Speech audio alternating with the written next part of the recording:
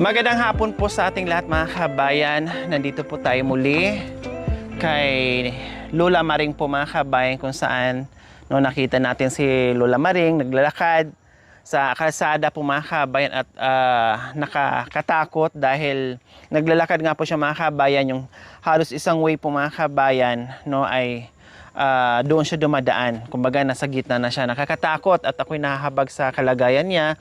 Dahil sa kabila ng kanyang edad, pero napaka-tiyaga pa rin, napakasipag pa rin bumaba, akyat, papunta doon sa mga pananim ng kanyang anak or sa kanya, mga kabayan, para manguha ng gulay. So, nandito po tayo muli mga kabayan kay Lola Maring. Kailang wala siya mga kabayan. Or sabi ng mga bata dyan, umaalis talaga si Lola Maring dahil minsan bukod doon sa naiinip, talagang hindi mapapakali, talagang lumalabas ito, lumalayo ito, pumupunta doon sa kung saan kung hindi mamitas ng gulay, pumupunta sa kabundukan para mangahoy, kasi yan naman talaga ang ginagawa niya, Mami D. Opo. Tama po, kung walang harvest ng mga bulay, kardis, kung walang ginagawa sa bahay, nabuboring, umaalis at nangangahoy. Opo. So ito yung pupuntahan natin ngayon mga kabayan, si Lola Maring. I-try namin doon banda, kasi tinuturo na sa ilog, so malayo yung mga kabayan. Kung malayo yung pinuntahan niya nung nakaraan na nasundan natin, mas malayo ito, Mami D. Hindi hamag, mas malayo po ito. Hindi naman po masyado, pero yung ilog, Mas mahirap daanan. mahirap. Anak ko nga, nakaganyan. Naku, mas matarik doon sa binabaan natin. Opo, doon ako dumadaan.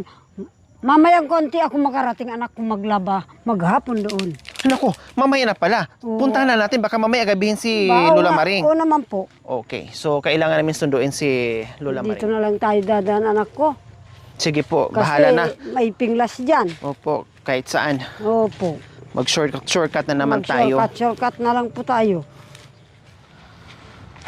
So ayan po mga kabayan, nandito na tayo. Nakita nyo naman na yung nilalakaran natin, pababa. Tapos mamaya paakyat na naman tayo. Ito yung mga gitong klaseng daanan po mga kabayan, na mahirap talaga. Lalong-lalo na sa mga tulad ni Lola Maring po mga kabayan, na madulas. Tayo nga, hirap nga tayo eh. Ako nga, hirap nga. Lalo na kaya si Lola Maring, talagang mahihirapan po siya. Kaya ito po ang mga dinadaanan ng mga seniors natin, ng mga kabayan, na pupunta sila sa mga pananim nila, mangunguha sila ng gulay, mamundok sila, mangunguha ng tawag nito, kahoy, panggatong, etc. etc. Tapos yung iba po mga kabayan, nag-iigib, may daladalang lubon. Napakahirap talaga mga kabayan. Tapos yung iba naman, yung may lubon na may kargang tubig, at may nakapatong panggatong kahoy dito sa ulo. Kumbaga, dahil sa sobrang layo, sa sobrang hirap ng daanan, pang one time na, para masulit at hindi masayang yung oras at hindi pabalik-balik. Kahit mabigat, kahit mahirap, may tubig ka na, may panggatong ka na. So, ganun po mga kabayan. Pero buong maghapon yun, nagtatrabaho sa kabundukan mga kabayan, na uuwi sila. Pag uwi nila, meron na silang bit-bit na panggatong at tubig. Para pag uwi nilang bahay, meron silang pang-saing at panggatong. O, diba? Ito yung ginagawa natin, Mami D, na kahit sobrang hirap, sobrang nakakapagod, sobrang init, pero mas nakakapagod pala, mas grabe pa pala yung sitwasyon, yung mapupuntahan natin, yung madadatnan natin yung mga pamilya na ganyan. Diba? Tulad nung nakaraan, mga nakaraang buwan. Grabe yung ikot natin, Mami D. Dasto pababa, ikot. Buong maghapon tayong nag-iikot. Kaya yung isang cameraman na linagdat eh. Hindi na nakayanan. Bumigay. Bumigay din eh.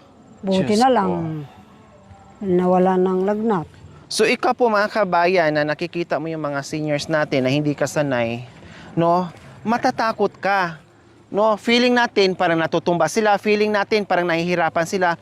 Pero sila, sa kabila ng kanilang edad at may mga karga-karga mabibigat, hala sige, Pero talagang kitang-kita mo sa kanila na hirap at pagod na.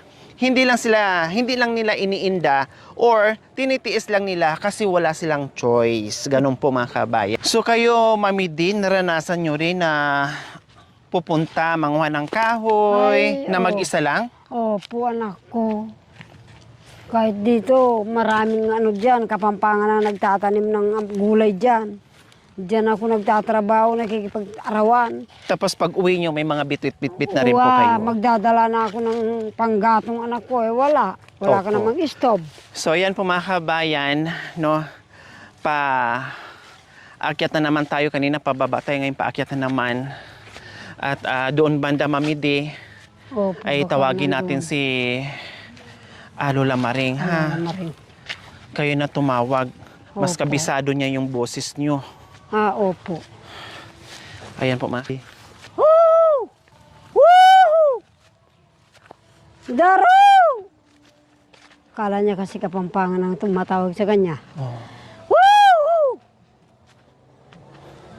Daray! Daro! Woo! Ayun siguro. Ay, may sumagot. May sumagot po.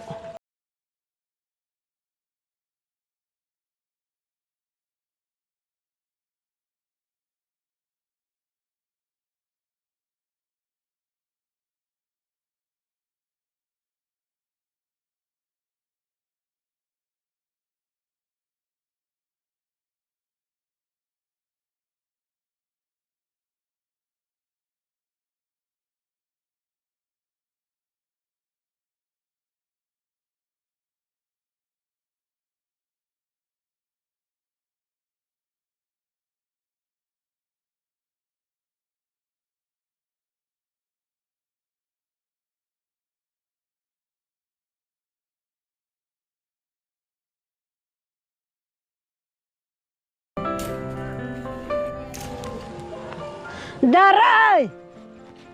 Daro! Woo! Ay, ayan! Ayan, ayan! Ayun pala. Ayan! Ayan na! Oo. Mami D. Lola Maring!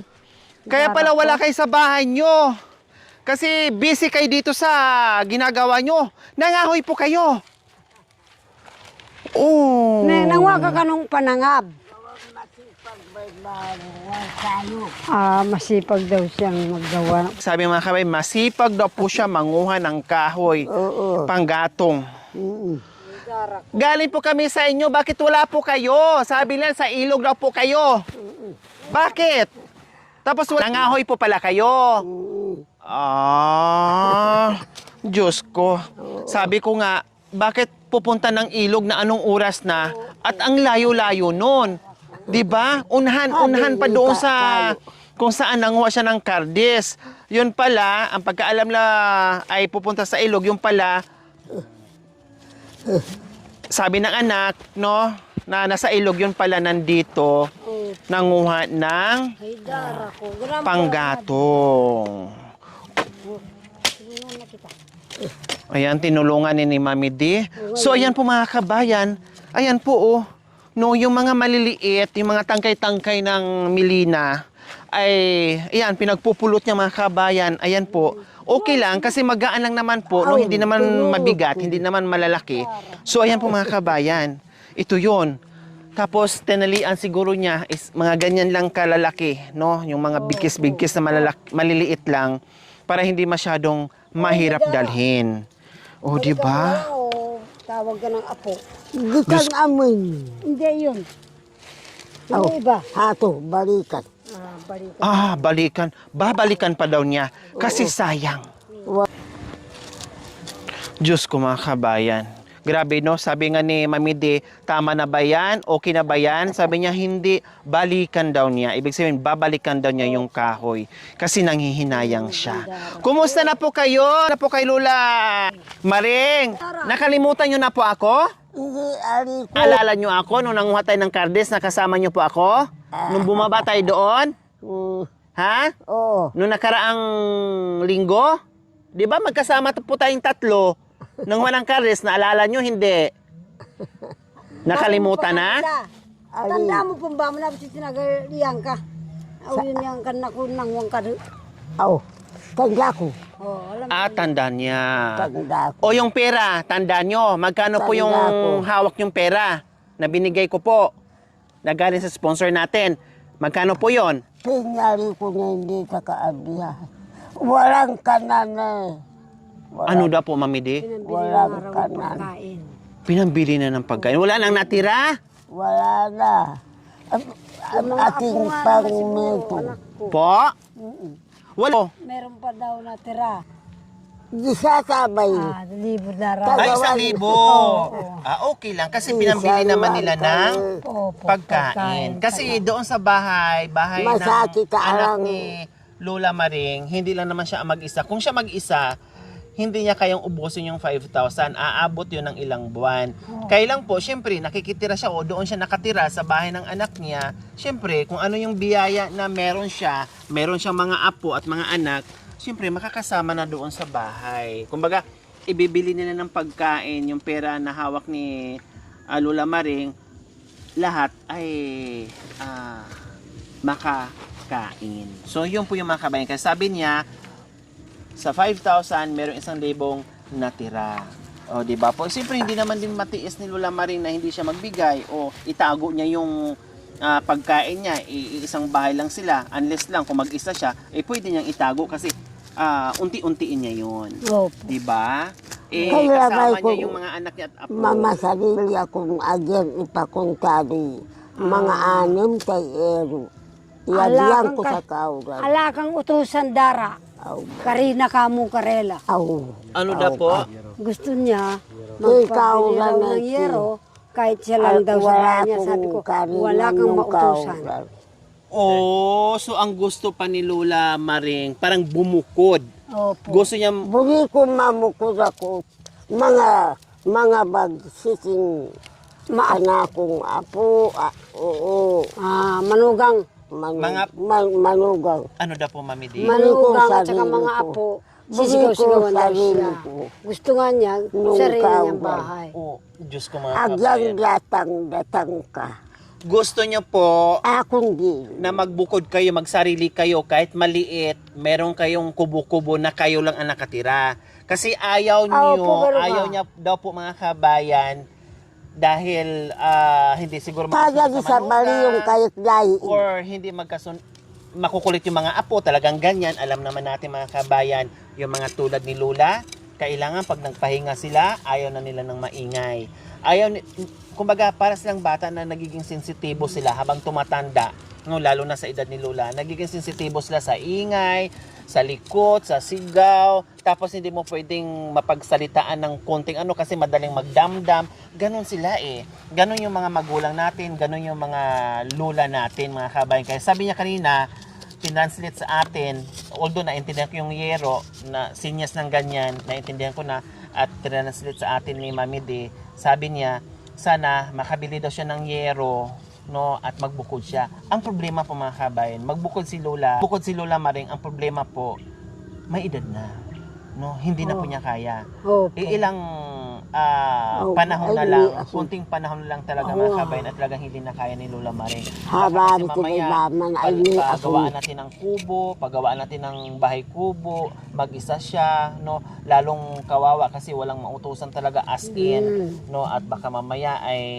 magkakaproblema pa. Wala tayong kumbaga wala ng iba pang paraan, mas mainam na yung mga kabayan, no, Mabantayan siya. meron siyang kasama doon, nakatira doon sa anak niya, kunting tiis lang talaga, or nagiging sensitibo lang si Lola Maring, no, pero feeling niya na sinisigawan siya siguro, feeling niya na parang nagiging sagabal siya doon, feeling niya nahihiya siya, feeling niya parang wala siyang kasama sa bahay, talagang ganyan, no, talagang ganyan pag nakikitira tayo, para hindi tayo at is tinitirahan natin o nakikisama tayo kumbaga hindi ka sanay. So, yung kahilingan ni Lola Maring na magkaroon ng kubo, parang mahirap ibigay natin sa kanya. No, mahirap dahil sa kabila ng kanyang edad. Okay? So, wag na po kayong magbukod na mag-isa, Lola Maring. Kasi may edad na po kayo, kunting panahon na lang, syempre kailangan mo rin pagdating ng panahon na meron kayong makakasama na apo or anak para may magbantay or mag-alaga sa inyo. Di ba po? Bakit gustong-gusto nyo pong magbukod? Gusto ko magbukod nung ilapit yung bahay ng Erwin. Ah, Gusto niyo magbukod malapit sa bahay ng anak niyo. ganyan. Bakit? Malaki na po Ganun. yung bahay niya. Bakit kailangan niyo pa pong magbukod? Na malaki naman po yung bahay, maluwang naman po yung bahay ng anak niyo. Bakit kailangan niyo pang magbukod? Bakit po? Tibatan ko na nung Makanyan. makanyan. Kapabugyan ka na. Ano daw po, Mami Di? Kung ganun daw, magtiis na lang siya doon sa Magtiis kanila. na ako na kang kay Edwin. Opo. Uwing magana kay Edwin. Magtiis na lang po kayo doon. Manugang. Insabihan mo dara, may itong kwarto ke ka. Aw. Bang te repakya Gising man. mabakwarte. Wa, bang repakya man yung gamit mo. Oo. Bakit daw po, Bye-bye. Mami Di? Ano daw problema kung nandoon siya, Mami? Wala kasi yung mga, siyempre nga naman, yung gamit niya, alimbawa ko, Dakaling Yun po. kumot. Dakaling Parang, kumbaga, kumot. pag nandoon siya, pakialaman yung gamit niya, ganon? oo po, yung mga apo na wala pang malay ba. Ganun lang talaga Oo, siguro. Siyempre, ganun. nasa loob, iisang bahay, iisang Opo. bubong. Talagang ganyan. Kailang may mga lula talaga, may mga nanay talaga na Oo. ayaw ng ganyan. Pero isang, Kasi masinop sila sa mga gamit nila. Pag Wow. gusto nila, pag gamit nila. Pag ayaw nilang pinapakailaman, Opo. naalibadbaran sila. Kaya sigurong ganyan. pero nakabukod na naman daw po yung igaan niya, yung papag niya, nandun naman ang gamit niya. Okay lang. Opo. At least meron siyang parang kwarto. Opo. Ah. Yun naman pala. So doon na lang po kayo, ha? Huwag na po kayo magbukod. Tama na yung may sarili kayong kwarto doon. Baka mahilo ka, inang ko. Opo, baka mahilo kayo, walang makatingin-tingin. Pabugyan ka na. Ano Oh, na? pabayaan mo nga. Pabayaan mo na kung ganun daw. Pabayaan na natin. Bang- Doon na lang siya. Okay. So okay na daw, na Opo. doon na lang siya. Tama yun. Bang usong miras ka kang Edwin. Malapit. Malapit yung balay ng Edwin. Ken.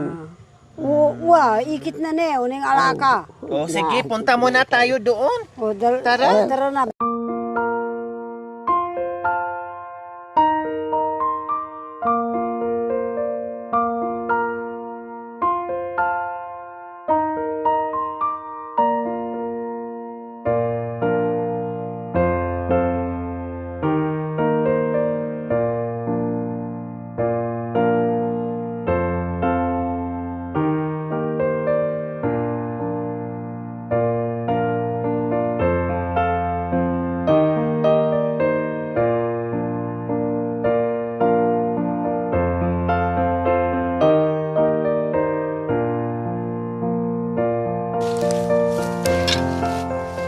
So ayan po mga kabayan, nakita natin kanina no, na talagang malakas pa talaga, kayang-kaya pa talaga ni Lola Maring yung panguha ng panggatong, no? Kaya hindi tayo nagtaka kung bakit nakapunta pa siya doon sa Kardisan para manguha. Kasi alam talaga niya sa sarili niya, talagang kaya pa niya. Yun nga lang, nakakatakot kasi yung dinadaanan niya, plus yung nasa kalsada, ng mabundol o ano man dyan, yun ang kalaban doon ni Lola Maring or mahilan. No? Buti na lang kanina po ay hindi talaga na pumunta siya sa ilog mga kabayan. Kasi yung ilog na sinasabi ng kanyang anak ay malayo po mga kabayan kung saan na sinama tayo ni Mami D, pinasyal tayo doon kung saan yung iniigiban ni Mami D. Doon pa yon sa unhan. Kumbaga, Opo. kaligatnaan pa lang yon yung iniigiba ni Mami D Opo. bago marating yung ilog Ilog. na dapat pupuntahan ni Opo. Lola Maring. So, ayan po. Ganun po kalayo. Kasi sabi nga naman ni Mami D na talagang ito, nung kalakasan, nung kabataan, napakasipag. Opo. Tama po, Mami D? Opo. Kung ano-ano na lang. Opo. May time po ba, Mami D, na magkasama kayo na nagtrabaho kayo? Namamasyal po. Saan Anak ko. namamasyal? Doon sa kanila, doon sa bundok. Sa ilog yung inaano namin. Namimingwit ang nanay ko. Tapos po. Tapos, sa tabi ng ilog ito, ganyan sila. Hay, tatawagin.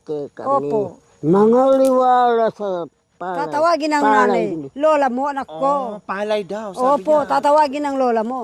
Hay, alin muna kayo dito. May marami na ba kayong nakuha? Sabi naman ng nanay ko, marami na. Pupunta kami. Magbayo kami. Bakit dati po, ano pong ginagawa niyo po? Anong trabaho? Palay. Palay. Mana naman kami. Naggagapas ng palay? Ano pa po? Palay mabango. Mabango. Mabango yung Wow. palay. Sabi mo, Iba po Binat. kasi dati yung mga Unay. variety ng mga palay. Masasarap at Nga mabango. tibag-tibag kami balas. Ni bagsak kami. Sabi nyo, nagbabayo kayo? Totoo Wah, yan, Ang- anak ko. magbabayo bago makapangan. Kayo na naggagapas, kayo pa magbayo. Oo, Oo, mataba yan, anak ko. Malaking babaeng baluga yan.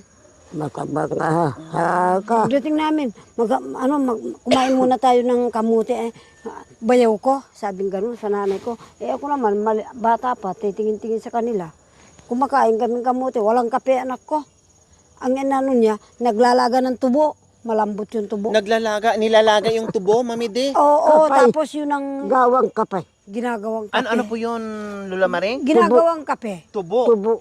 Tapos yung luya yung nasa lang, sikat Okay po yung luya kasi Oo. ginagawang salabat. sa labat. Pero yung Salabat. tubo, Yun. hindi ko alam. Ang alam ko sa tubo, ginagawang suka. Hindi ko alam na ang tubo ay ginagawang kape po pala, Wow. Lola Maring. Ay, ginagawang Masarap kapay. po? Masarap. Oo, anak ko, tinatalop ng ganun. Matamis. Putol-putol Sabagay. ng ganun. No, hindi mo na kailangan maglagay ng asukal kasi matamis na. Matamis. Ngayon ko lang nalaman po, Lola Maring, na Parang- ang tubo pala Totoo yan, anak ko. ay Parang- pwedeng pangkape. Tinanganti ko nangon anti kapay. Lagyan lagyan nila ng luya sa labat. Asukal na, wala nang bibili ng asukal. Oh. Nakatingin ako sa kanya. So ayan po mga kabayan, di ba, naikwento ni Mami Di kung gaano kasipag si Lola Maring hanggang Namatay na ngayon. yung iba, anak ko, yung kasama niya doon sa bundok na yun. Mga ilang taon ka noon, Mami Di? Nung Siguro po mga 10 magkasama taon. kayo sa Opo. mother niya at saka siya. Mga ilang taon 10 taon ako, anak ko, sasama-sama sa matanda, namimingwit. November na.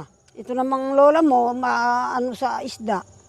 Talagang ginaganyan namin yung ilog. Hanggang dyan makatapat kami sa alaman nila. Mayroong gabi, mayroong yung habang nagbabayo siya. Huwag ka munang aalis.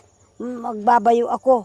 Kahit gabiin kayo. Total, bakit ka matatakot? Nanungkula naman ang asawa mo. Sabi niya, malaking babae yan, mataba. O, salamat. Siyempre, may edad na kaya lumiit na si Lola Maring. Salamat naman bayaw ko, sabi naman yung oo, para hindi nakakaya sa asawa mo. Lola Maring, nung pumutok ang bulkan, saan po kayo noon? Ay, pumutuking kitang may mutuking bulkan Opo. may tibag ke kami king kabundukan. Sus, pandisan. Malapit na ke kaming bato, Malalaki. malalaki, Yung gumagano na lumilipad. makanyaning pukutuk. Ha, Mga bato. mga balas, ganung pita. Ay, Paano po, Lola Maring? mabayat na keng buhak ni. Inuulan. King na kami keng balayan keni. Pakwesan. Kini Opo, dito. Maliwala sa balayan. Buti hindi kayo napaso sa mga Mga balas, buhangin na binubuga, aspol. lumakad kami. Naglakad daw. Miniaka kiting lugar. King asok. Usok. Usok. Asok. Opo, asok, usok. Magsamot yung balas. May kasamang buhay. Ay, Buhangin. buhangin. Aspol. Yung sabi niyang pita. Diyos ko. Naabutan nyo rin po yung gera ng Hapon? Wah, Saan po kayo nagtago? yapin nga akong Bala mo Sabihin mo na pininap. ikwento, Nay. Bala mo pininap kwing. Akala daw niya napanaginip lang. Makikita ko magtatalan kayong mais. Ya. Karapin detang inang kabang Haba raw. managamu kaya anak. Ya. Haba raw. Mga kogago. Kabang managamu. Gula. Apo. Nakakatakot. Matula. Diyan kaya tinapos. Tapos, siyempre, walang trabaho, puro gira, walang trabaho, walang makain. Anong ginagawa niyo po? Ay kaya pa ko naman na marinila. Kaya man marino. Hindi raw natakot. Akala nung lang yung mga apon. Nagbibigay ng hora, sabi raw. Daka. Pero sabi ka, Daka. ano Apo. yung sabi niya? Sabi niya, yung ganun. Opo. Anong maitanong mo yan na talagang Ang mahirap? kinarap na rin inang me. Imbuga ka rin mais. Yung kinuha raw nilang mga mais, binigay sa mga hapon. Nangihingi. Oo, kasi naabutan na sila eh. Manda po. Buti hindi kayo natamaan ng bala. Hindi kayo natamaan binaril. ng bala, hindi kayo nabaril. Sila na marin. Oo, hindi raw sila naman. Mga ganak. Hindi kayo natamaan ng hapon. Che! Aso nga. Hora, sabi. Hapon. Aso. Aso! Malaki kay. Yan Marami raw sila. mga mais. Oo. Kukuha na raw na. Kumukuha raw na. Diyos ko, pero hindi naman daw siya natakot. Wa nga mais. Binibigyan daw sila ng tinapay ng mga hapon. Akala nila anong klaseng hapon. Ay. Wa nga mais. Ay, Diyos ko, Ginoo. Buti hindi kayo nabingi sa barilan, sa putukan. Hindi masakit sa tainga. Era gagamitan ng baril lang. Hindi raw ginamit sa kanila yung baril. Ala- Pero hindi ramdaman yung... Naririnig. Pero hindi ramdaman yung putukan sa taas. Tatay ko sabi niya. Ay may puputo ka na Wala rin. ayun. Naglalakad lang sila. Naglalakad sila naman sa barang dani. Lating sa gitna. Gara. Pagdating daw sa mga tanim nila, gara. Sabi raw Matulay ng mangkak. natuwa na raw, nakukuha. So yan ang daming karanasan ni Lola Maring po mga kabayan. Hanggang ngayon sa kabila ng kanyang edad, palaban pa rin. Kasi sa dami-dami ng hirap, sa dami-dami ng mga katakot-takot na mga pangyayari noon, hanggang ngayon buhay pa rin si Lola Maring, kaya kayang harapin kahit gaano kahirap yung buhay, kayang-kaya niyang harapin. Kumbaga, noon yung pagputok ng bulkan, ibig sabihin yung noon na gera ng Tiyempo Hapon ay nakayanan niya, yung pagputok ng bulkan, nakayanan niya, ito pa kaya. Kumbaga, nalusutan niya yung mga grabe yung mga nangyayari. Grabe yung nangyayari. Ito pa kaya yung ganyang pangunguha ng gulay at pangunguha ng kahoy. Pero ganun pa man, siyempre, sabi ko nga, yung isip, maliksi yung isip, pero yung katawan ay unti-unti nang napupundi, unti-unti nang nanghihina. Diba? Okay, tara na. Punta na tayo doon sa itaas. Doon natin magkintuan sa badang itaas. Baka maabutan tayo ng ulan or maabutan tayo ng dilim. Mahirap na. Oh, tara. Ihatid na rin natin mga kabayan si Lola Maring. Hi. Para bang kumbaga nahihiya talaga sila makisama sa mga manumanugang. Pero hindi naman lahat ng manugang na hindi mo makasundo. Meron naman din mga manugang na makakasundo mo, na mabait, marunong mag-alaga, yung mga ganun po ba? No? Yung iba nga po mga kabayan, mga anak na talaga na abroad, maganda ang buhay.